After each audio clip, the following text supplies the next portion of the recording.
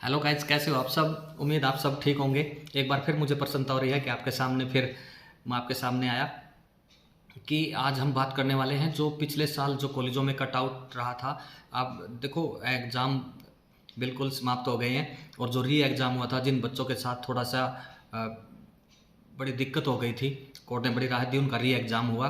और अब फाइनली 7 सितंबर को जो नीट का रिज़ल्ट है और फाइनल आंसर की आने वाली है, और उसके बाद का दौर शुरू हो जाएगा काउंसलिंग का कि आपको किस कॉलेज में एडमिशन होगा।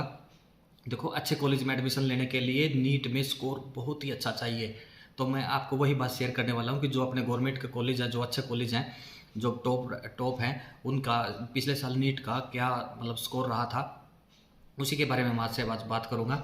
कि देखो, आपने जो मेहनत की है, मैं चाहता हूँ कि आप उसी तरीके से अपने माइंड को उसी तरीके से सेट कर लो कि जो आपका नीट स्कोर आए उसी के हिसाब से आप उन कॉलेज में अप्लाई करें, ताकि आपको बेनिश्चिंत और बिना दिक्कत आए कोई एडमिशन मिल जाए। जैसे हम बात करें, पिछले साल मौलाना आज़ाद मेडिकल कॉलेज नई दिल्ली में जो उसका 700 स्कोर रहा था, और VMMC जो एवं जो सफदरजंग अस्पताल है नई दिल्ली में, उसका 695 रहा था। University college of medical science नई दिल्ली है, उसका 687 रहा था। लेडी होर्डिंग मेडिकल कॉलेज जो नई दिल्ली में है, उसका 690 रहा था।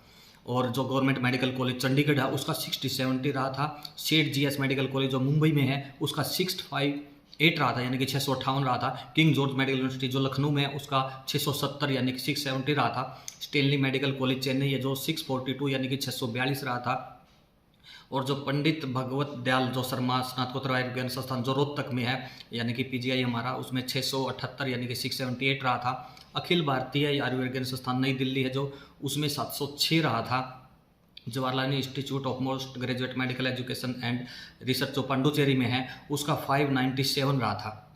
दोस्तों देखो कितना स्कोर किस कॉलेज में है, तो मैं चाहता हूँ आप उसी तरह से अपने माइंड को बिल्कुल तैयार कर लो, क्योंकि जैसे ही रिजल्ट आता है और जो नीट स्कोर आपका बनता है, उसके साथ आपको ये आइडिया आ जाए कि मेरा इस कॉलेज में एडमिशन हो सकता है। तो देखो दोस्तों, जो जनरल कैटेगरी है उसका जो परसेंटाइल होता है वो 50% के लगभग होता है, और जो PH कैटेगरी होता है उसका 45 होता है परसेंटाइल जो होता है। और जो अपना OBC, SC ST जो ये श्रेणी होती हैं, अनुसूचित जाति की जो श्रेणी होती हैं, उनका 40 परसेंटाइल जो कट आउट रहता है, रिजल्ट रहता है।